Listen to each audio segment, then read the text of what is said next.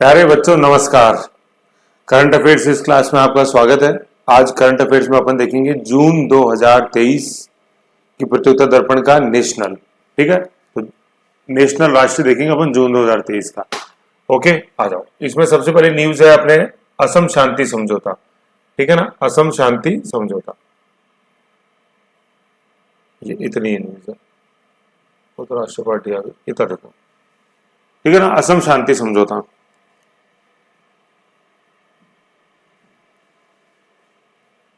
ठीक है, सबसे पहले न्यूज है असम शांति समझौता। असम आसाम उत्तर पूर्व का राज्य है। ठीक है, आसाम। और ये समझौता जो है ये त्रिपक्षीय है। त्रिपक्षीय का मतलब इसके अंदर तीन पार्टियां हैं। जैसे अपन ने मध्यकालीन जब राजस्थान पढ़ा था उसमें त्रिपक्षीय संघर्ष देखा, गुजर प्रतिहार पाल और राष्ट्रकूट। ऐसे ये त्रिपक्षीय संघर्ष है यहाँ, तो त्रिपक्षीय शांति समझौता हुआ। ठीक है, अब तीन पक्ष पहले तो इसमें देखो कौन कौन है जो इसमें समझने अपने को। सबसे पहले तो ये है इसमें एक अपने DNLA, दूसरा है DPSC, ठीक है ना, और तीसरा है अपने ये सीएम कौन, हेमंत बिस्वा शर्मा, HBS, है ना। आसाम के सीएम है जो कांग्रेस में थे पहले और अब बीजेपी में है, तो मतलब बीजेपी की सरकार है। तो कहने का मतलब तीन पार्टियां ये हैं जिनके बीच में समझौता हुआ है, DNLA, DPSC और सीएम हेमंत बिस्वा शर्मा, अपने आसाम के सीएम। अब देखो ये DNLA ने ये क्या है, Dimasa national liberation army. DPSC क्या है, दिमासा पीपुल सुप्रीम काउंसिल। तो कहने का मतलब ये दिमासा है, ये दिमाग नहीं है, लेकिन दिमाग से दिमासा याद रह जाएगा। तो सबसे पहले तो मेरे प्यारे बच्चों क्वेश्चन ये अपन को पता चलना चाहिए कि ये दिमासा कहाँ है। तो दिमासा एक जिला है, ठीक है, आसाम के अंदर। उस जिले का नाम है दीमा हसाऊ। ठीक है, तो दिमासा मतलब एक जनजाति का नाम है जो दीमा हसाऊ जिले के अंदर रहती है। तो दीमा हसाऊ में जो दीमा है ये दिमासा जनजाति का नाम ही है, दिमासा। ठीक है, और ये जिला कहाँ है, दीमा हसाऊ। ये अपने जैसे फॉर एग्जांपल जैसे आसाम का नक्शा है, इधर ये मेघालय है अपने, तो यहाँ ये जो नीचे है ना, इसके नीचे इधर है त्रिपुरा है, तो यहाँ ये है, इधर ऐसे ब्रह्मपुत्र है अपने, तो यहाँ ये दिमासा जिला है अपने, दीमा हसाऊ। ठीक है ना, ये तो दीमा हसाऊ अपने को पता होना चाहिए कि पहले तो ये जिला कहाँ है, पहली बात तो ये है। ठीक है, फिर ये तीन पार्टियां इसमें कोई ज्यादा इंपॉर्टेंट नहीं है। तीन पार्टियों में जो डी नाम जो आ रहा है ना, दीमा हसाऊ, वो पता होना चाहिए। फिर हेमंत HBS लिखा हुआ है अपने, HBS हेमंत बिस्वा शर्मा की वहां सरकार है और वो बीजेपी के हैं। ठीक है, तो इनको क्या पड़ी थी, बीजेपी में इस समय सरकार है, केंद्र सरकार में बीजेपी सरकार, नरेंद्र मोदी प्रधानमंत्री 2023 में। ठीक है, दूसरे कार्यकाल में। तो नरेंद्र मोदी का, अपने प्रधानमंत्री जी का ये सपना है कि उत्तर पूर्व में जो उग्रवाद एक्सट्रीमिज्म बढ़ रहा है, पहले से चला आ रहा है, उसको खत्म करना है और 2024 तक उत्तर पूर्व के सभी 7 जिलों के अंदर शांति स्थापित करनी है। ये नरेंद्र मोदी का लक्ष्य है। तो फिर जैसे वहां बीजेपी की सरकार है आसाम के अंदर, तो उसमें प्रयास कर रहे हैं उनके, मतलब बीजेपी के प्रधानमंत्री, बीजेपी के राष्ट्रपति और बीजेपी के प्रधानमंत्री, बीजेपी के प्रधानमंत्री और बीजेपी के सीएम। भाई राष्ट्रपति की तो कोई वो नहीं होती, लेकिन चलो बीजेपी गवर्नमेंट ने बनाया हुआ है तो उन्हीं की है सारी, अपने द्रौपदी मुर्मू जी उन्हीं की तरफ से बने हुए हैं। लेकिन चलो कोई बात नहीं, यहाँ समझने वाली बात जो है कि प्रधानमंत्री बीजेपी के हैं अपने नरेंद्र मोदी, तो उनका ये मानना है कि उत्तर पूर्व बिल्कुल उग्रवाद एक्सट्रीमिज्म फ्री होना चाहिए। तो उसके तहत ये वहां के उनके बीजेपी के जो सीएम है अपने हेमंत बिस्वा शर्मा ये कोशिश कर रहे हैं। और दीमा हसाऊ जो जिला है वो दिमासा ट्राइब का गढ़ है। दो चीज अपन समझ गए यहाँ पे। तीसरी चीज जो समझने वाली पे आते मेरे प्यारों, जो मैंने शब्द यूज किया है उग्रवाद एक्सट्रीमिज्म, मैंने आतंकवाद शब्द यूज नहीं किया है, टेररिस्ट। दोनों शब्दों में दिन रात का फर्क है, समझ रहे हो। और ना मैंने शब्द यूज किया है नक्सलवाद, नेशनलिज्म। तो इन शब्दों को अपने को समझ के यूज करना है। टेररिज्म, आतंकवाद जो होता है वो अलग होता है, ठीक है ना। उसमें क्या होता है, आप किसी आइडियोलॉजी से प्रेरित होते हो। मान लो मैंने किसी भी धर्म का अपमान किया तो वो मेरे धर्म से, फिर मेरे को उसी धर्म से संबंधित लोगों का ब्रेन वॉश करते हैं, फिर वो गन उठाते हैं और एक निर्दोष लोगों को वो मारते हैं। ये तो होता है कि आतंकवाद, टेररिज्म। उत्तर पूर्व में जो है, तो टेररिज्म जो है ना, वो तो जम्मू कश्मीर में अपन देखते हैं आतंकवाद, वो टेररिज्म है, टेररिस्ट मारे जाते हैं। उत्तर पूर्व के संदर्भ में यही वर्ड यूज आता है, उग्रवाद एक्सट्रीमिज्म। एक्सट्रीमिज्म है ना, ये उग्र है, ये आतंकवादी नहीं है, ये उग्रवाद है। इनका क्या मांग है, इनकी कोई ऐसे आइडियोलॉजी से प्रेरित नहीं होते हैं कि किसी ISIL की, लश्कर तोयबा से, नो। इनकी क्या मांग होती है कि ये इन्होंने जिस एरिया में रह रहे हैं वहीं पे इन्होंने शोषण सहा है। कहने का मतलब जो इनको जैसे विकास होना चाहिए था वो विकास नहीं हुआ है, विकास का लाभ किसी अन्य समुदाय ने उठाया है, तो ये अपने संबंधित विकास की बात करते हैं, ठीक है ना, और अपने लिए थोड़े से बेहतर मांगों की, बेहतर जो एरिया है रहने का उसकी ये मांग करते हैं, तो इसको बोलते हैं उग्रवाद, एक्सट्रीमिज्म। ठीक है, तो अपन जैसे बोडोलैंड पढ़ते हैं, बोडोलैंड आसाम में कहाँ है मेरे प्यारे बच्चों? ये आसाम का जैसे ये मैप है ना,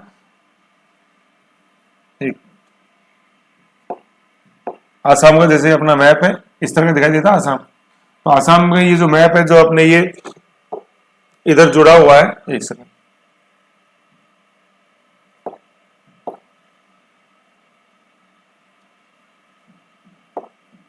आसाम का जो ये अपने मैप है, आसाम का ये अपना मैप, ठीक है, ये अपने दिमा हसाऊ और ये है ना इधर, ये बोडोलैंड है, ये ऊपर की तरफ ये बोडोलैंड है, और ये चिकन कॉरिडोर है ये पूरा, इधर ये अपना पश्चिम बंगाल आ जाता है, यूं ऐसे पश्चिम बंगाल है, जलपाईगुड़ी दार्जिलिंग, दार्जिलिंग यहाँ ऊपर है, जलपाईगुड़ी कलकत्ता यहाँ नीचे है, पता होना चाहिए मैप में ही, ठीक है ना। ये बोडोलैंड है इधर, ये बोडोलैंड, बोडो बोडो बोडो भी वहां पे जनजाति है, तो बोडोलैंड, बोडोलैंड अपने लिए वृद्ध मांग की बात करते हैं, बोडोलैंड।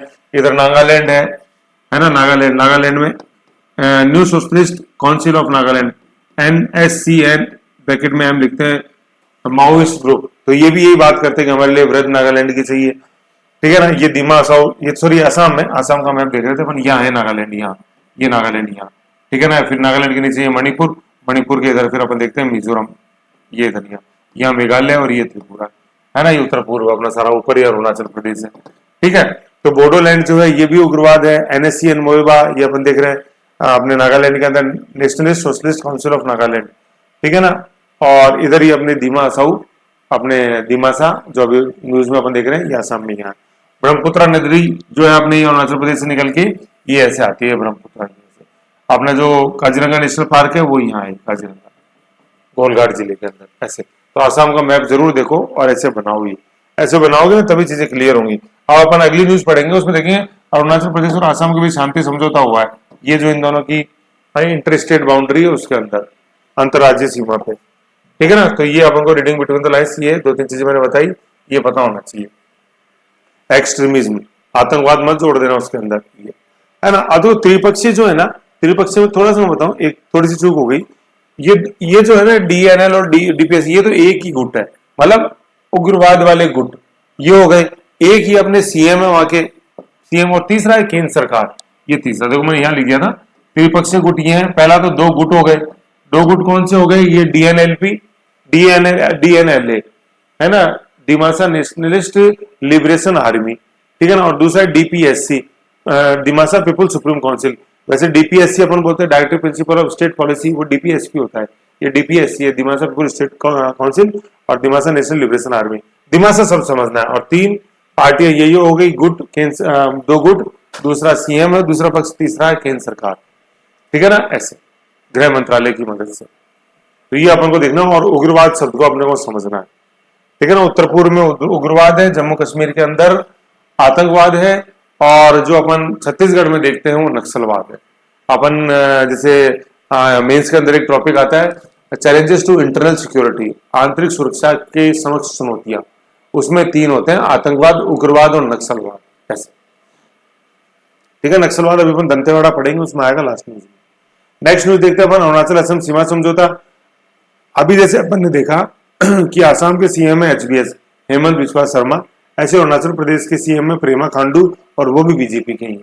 तो जैसे आसाम कर रहा है कोशिश की भाई आसाम ने आंतरिक शांति स्थापित करी दिमासा ग्रुप से शांति वार्ता करके, ऐसे ही अरुणाचल और आसाम के बीच में जो सीमा समझौता, दोनों CM बैठे, क्यों बैठे, क्योंकि दोनों जो है वो BJP से, और नरेंद्र मोदी का सपना है, जो कि BJP के अपने प्रधानमंत्री हैं, देश के प्रधानमंत्री BJP पार्टी से, तो उनका सपना है कि 2024 तक उत्तर पूर्व उग्रवाद मुक्त होना चाहिए, ये ठीक है, ये समझना आपको। प्रेमा खांडू, ठीक है, प्रेमा खांडू अरुणाचल प्रदेश के CM है, PS है ना, अरुणाचल प्रदेश के CM पार्टी BJP, और आसाम के CM HBS हेमंत बिस्वा शर्मा, जो भी अपने।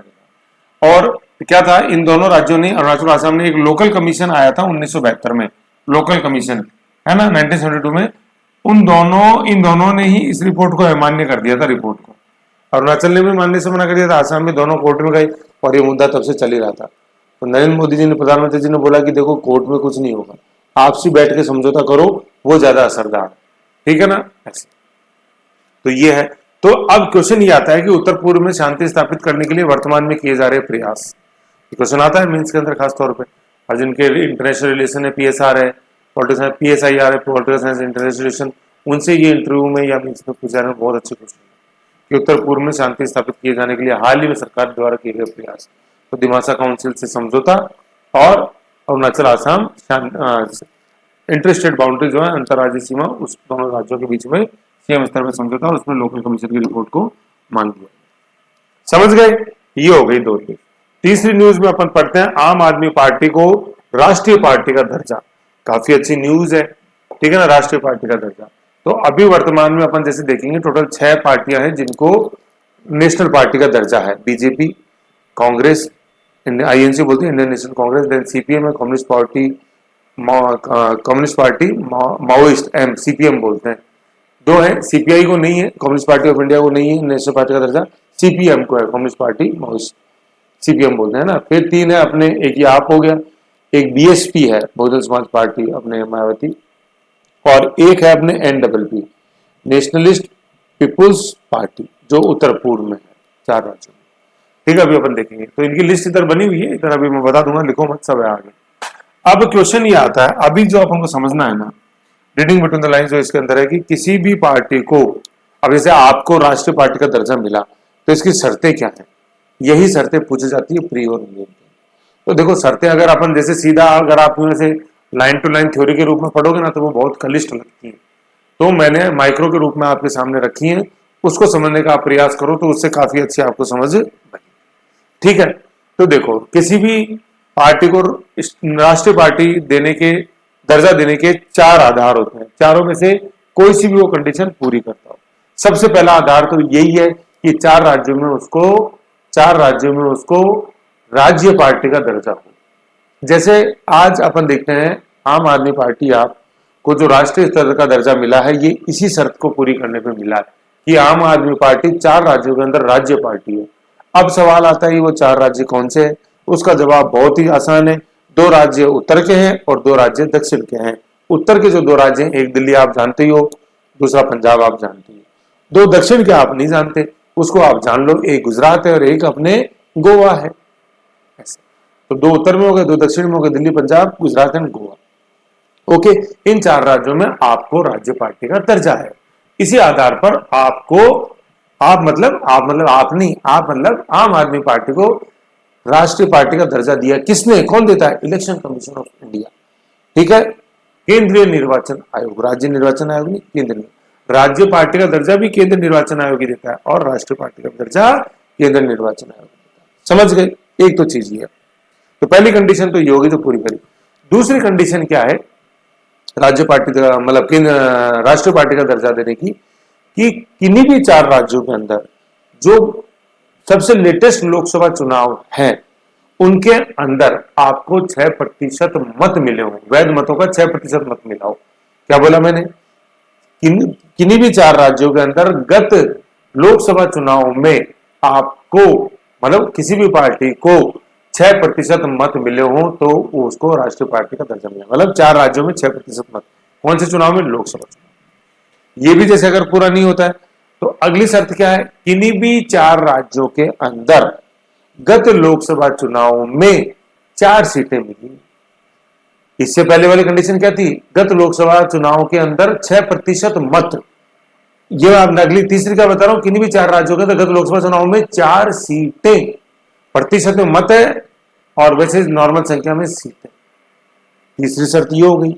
ये भी अगर पूरी नहीं होती है तो किन्हीं भी 3 राज्यों में गत लोकसभा चुनाव में आपको 2 सीटें मिली हो, मतलब किसी पार्टी को 2 सीटें मिली हो, 2 सीटें, 2% सीटें, समझ लो। 6% मत 2 नंबर वाली कंडीशन में, 4 सीटें और तीसरे के अंदर था 4 सीटें और चौथी के अंदर है क्या? किन्हीं भी 3 राज्यों के अंदर गत लोकसभा चुनाव के अंदर आपको 2% सीटें मिली।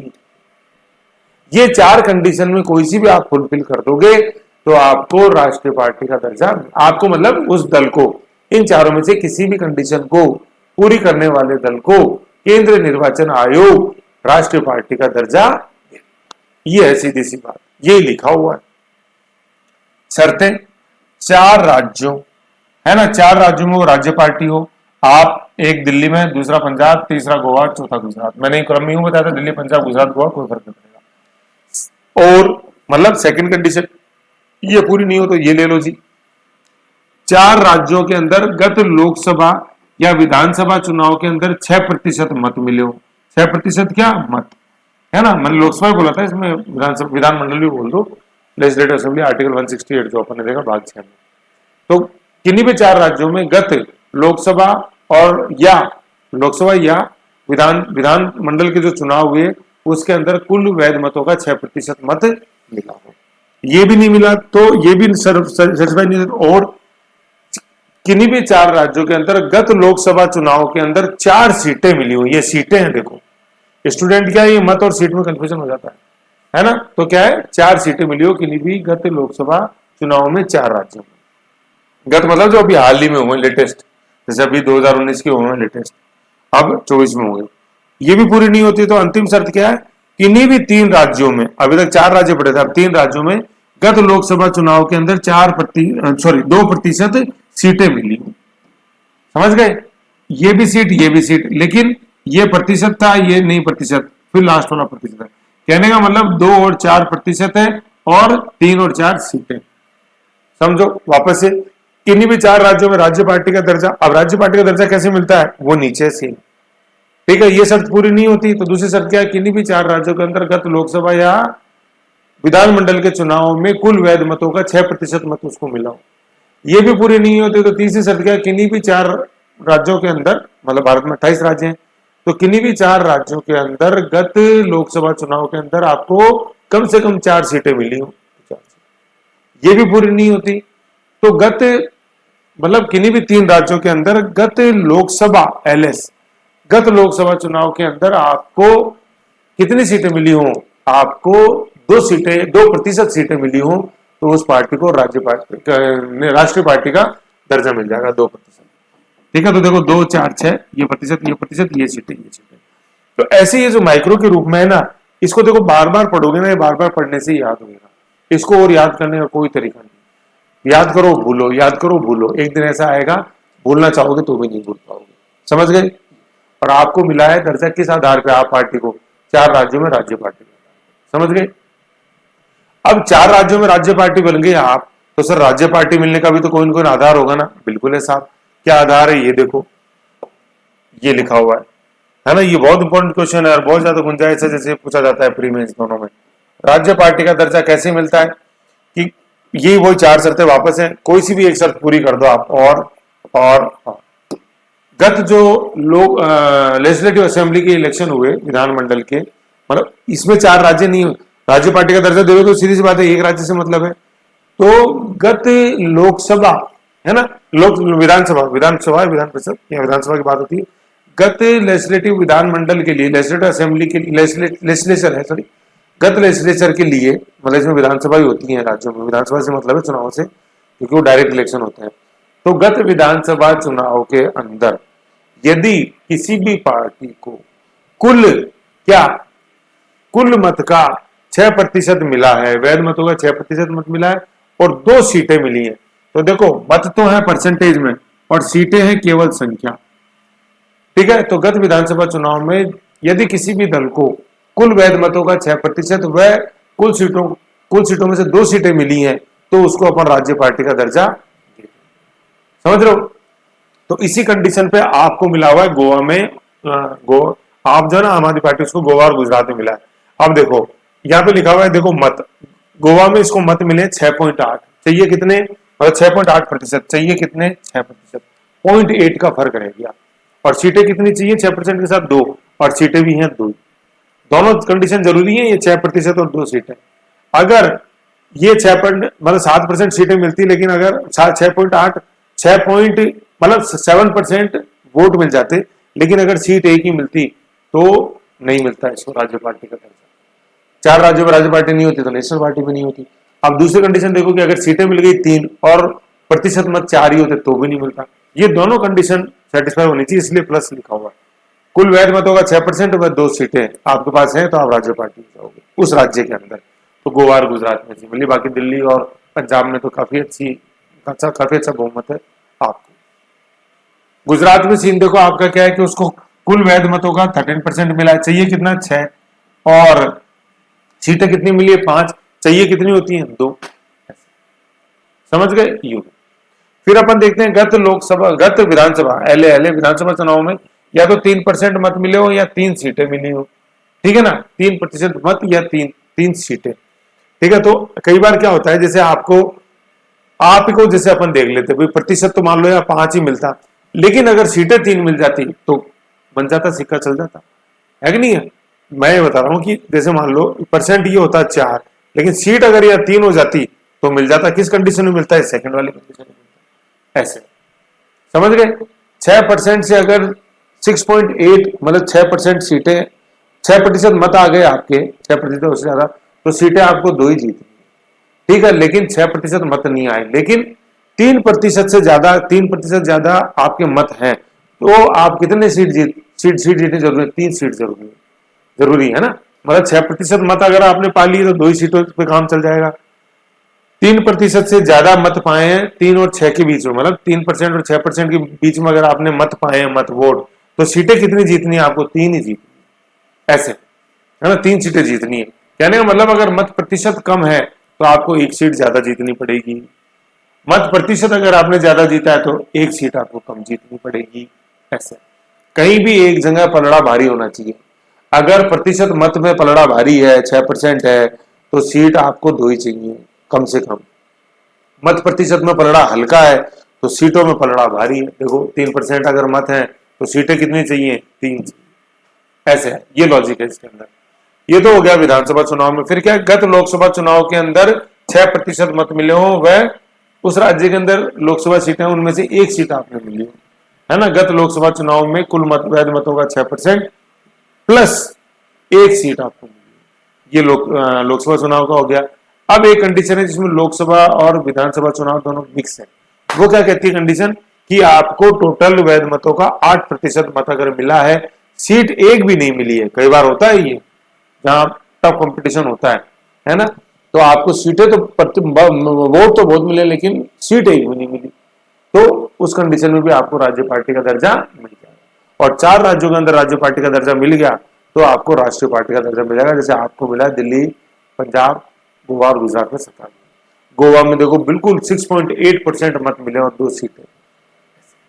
तो ये इनसे तुलना करोगे ना, जैसे अब जैसे आप एक वो एपीपी है अपने, एनपीपी नेशनलिस्ट पीपुल पार्टी है अपने, तो उत्तर पूर्व के 4 राज्यों में है वो राज्य पार्टी, तो उसको राष्ट्रीय पार्टी का दर्जा दिया हुआ है। ऐसे समझ गए ना। तो ये जो स्टैटिक्स है, ये स्टैटिक्स बार बार रिवीजन करोगे, ये उसी से दिमाग में खुलेगी।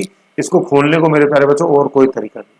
बार बार बोलो, बार बार रिवीजन करो, बार बार बोलो, बार बार रिवीजन करो। मैं जो बोल रहा हूं उसको आंख बंद करके सुनो और बार बार लिखो, तो अपने आप समझ जाओगे। शॉर्टकट कोई नहीं है, मांगुआ तो मैं झूठी तसल्ली नहीं देना चाहता आपको।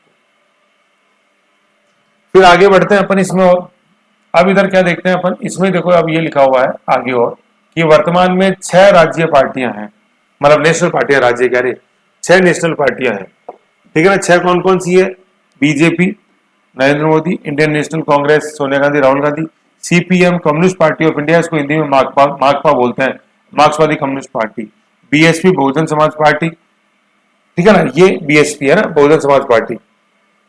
ये 4 राज्यों के अंदर राज्य पार्टी है, यूपी, एमपी, छत्तीसगढ़, उत्तराखंड और पंजाब। 5 राज्य हो गए, 1 2 3 4 5, चाहिए तो 4 में लेकिन 5 में। समझ गए। एनपीपी है, नेशनलिस्ट पीपुल पार्टी, ठीक है ना, इसका हेडक्वार्टर मेघालय में है ना, और मेघालय के मतलब एमपी भी थे, एमएलए भी थे, पीए संगमा जो लोकसभा स्पीकर भी रहे हुए हैं, पीए संगमा के लड़के हैं Conrad Sangma, Conrad, on road नहीं है, कॉनरॉड संगमा, ठीक है। ये मेघालय इनकी सीट है, तो मतलब इस पार्टी का हेडक्वार्टर मेघालय में है। एनपीपी क्या, national peoples party, national people party में पीए संगमा और कॉनरॉड संगमा। पीए संगमा की तो मृत्यु हो चुकी है, कॉनरॉड संगमा इनके बच्चे हैं जो इसमें प्रेसिडेंट है। और ये जो है नेशनल पीपुल पार्टी एनपीपी, ये 4 राज्यों के अंदर राज्य पार्टी है, मेघालय, अरुणाचल प्रदेश, नागालैंड और मणिपुर।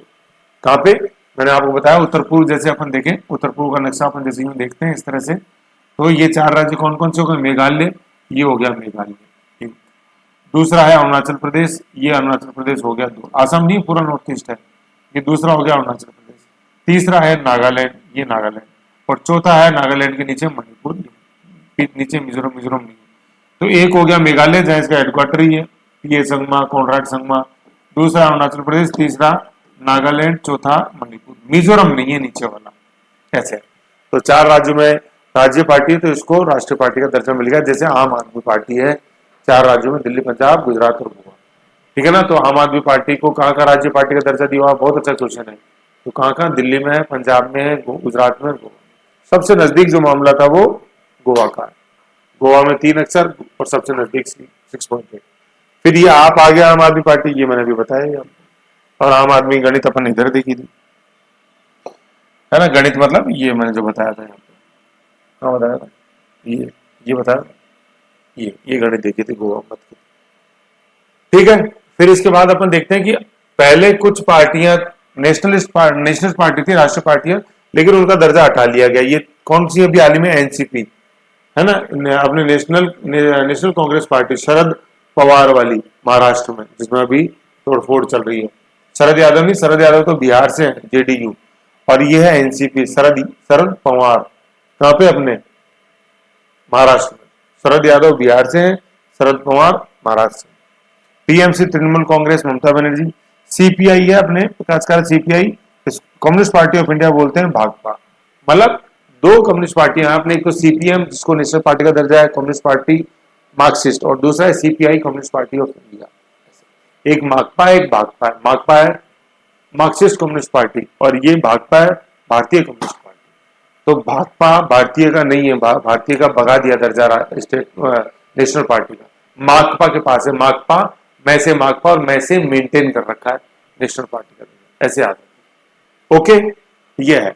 और दर्जा कौन देता है? अपने दर्जा इलेक्शन कमीशन ऑफ इंडिया देता है नेशनल पार्टी का। ओके, ठीक है। फिर इतना कुछ अपने राष्ट्रीय पार्टी में पढ़ा, तो 2 शब्द किसके ऊपर भी बनते हैं कि सर 2 शब्द तो बोलो कम से कम। किस पे? समझ गए आप मेरी बात? किस पे बोलो 2 शब्द? बिल्कुल सही, इलेक्शन कमीशन ऑफ इंडिया पे। तो देखो अपना भाग 15 जो है भारतीय संविधान में, टोटल अपन जानते हैं 22 भाग हैं, उसमें भाग 15 जो है पार्ट 15 उसका संबंध इलेक्शन से है, निर्वाचन, ठीक है ना, निर्वाचन, ठीक है, निर्वाचन। और पार्ट 15 है, आर्टिकल नंबर 324 जो है, आर्टिकल 324, इसका संबंध इलेक्शन कमीशन से है, ठीक है। केंद्रीय निर्वाचन आयोग, राज्य निर्वाचन आयोग जो है उसका वर्णन यहां पे नहीं है 324 में, उसका वर्णन कहां है? जो अपन देखते हैं भाग 9 पंचायत और 9 के नगर पालिकाएं, वहां पे है वो राज्य निर्वाचन आयोग, ठीक है। तो केंद्रीय निर्वाचन आयोग जो है सेंट्रल इलेक्शन कमीशन, इसका वर्णन पार्ट 15 में आर्टिकल 324 में है। और इस आर्टिकल की आप वीडियो देखो 324 की, क्या है इसके अंदर 1 से 5 तक सारे डिजिट्स आ रहे हैं। देखो भाग 15 लिखा ना, ये भाग 15 ये लिखा हुआ है, वापस लिखा हूं, भाग 15 लिखा हुआ ना 15। तो देखो 1 यहाँ आ गया, 2 यहाँ आ गया, 3 यहाँ आ गया, 4 यहाँ आ गया और 5 यहाँ आ गया। तो 1 से 15 तक है कि नहीं है? तो इसलिए मेरे को आर्टिकल अच्छा लगता है, ठीक है ना। 324 भाग 15, 324 पार्ट 15 आर्टिकल नंबर 324, है ना। तो ऐसे ऐसे ही इनका रिवीजन करते रहो, है ना, उससे अच्छा रहेगा। जैसे यूपीएससी मैंने बताया था, बताओ यूपीएससी कौन से पार्ट में? यूपीएससी का मैंने आर्टिकल भी बताया था, यूपीएससी और पीसीएस बताया था, पब्लिक सर्विस कमीशन, पीएससी। तो एक बार कमेंट करके बताओ, है ना, कमेंट तो किया करो यार, ऐसे क्या कर रहे हो? मेरे को भी अच्छा लगता है कमेंट करते हो, तो मैं देखता हूँ बच्चों का कमेंट किसने क्या लिखा। और दूसरा क्या है, जैसे गुड इवनिंग, गुड आफ्टरनून, ये मत किया करो कमेंट में, या तो कुछ पूछा करो, या जो मैं क्वेश्चन पूछता हूं उनके जवाब दिया करो, है ना, वो मेरे को ज्यादा अच्छा लगता है, क्योंकि उस पर कुछ अपन नई चीज सीखते हैं। आप मेरे से कुछ पूछते हो तो मैं भी कुछ नया सीखता हूँ, ठीक है। आप किसी चीज का जवाब देते हो, मैंने कुछ पूछा तो आप भी कुछ नई चीज सीखो। तो टाइम वेस्ट मत करो, अच्छी चीज सीखो, है ना। ये मैं आपकी भावना से नहीं खेल रहा हूँ, मैं कद्र करता हूँ, आप समय निकाल के विश करते हो उसकी भी मैं कद्र करता हूँ, आप कोई एक्सप्रेशन देते हो, कोई इमोजी देते हो, उसकी भी मैं कद्र करता हूँ, लेकिन मेरे से ज्यादा आपका समय, इंपॉर्टेंट है, मेरे से ज्यादा आपकी ऊर्जा मूल्यवान है, तो उस समय उस ऊर्जा का सदुपयोग करो, दुरुपयोग नहीं। तो इससे बढ़िया तो ये आंसर दो ना मेरे को, डबल खुशी होगी। ठीक है, ऐसे है। तो इलेक्शन कमीशन ऑफ इंडिया का अपने भाग देगा, भाग 15 और आर्टिकल देगा 324। ये इसके अंदर नटशेल के अंदर बात है जो अपन को थोड़ी सी between the reading between the lines है। अगला न्यूज, अगली न्यूज अपन देखते हैं बाघ गणना। ओके।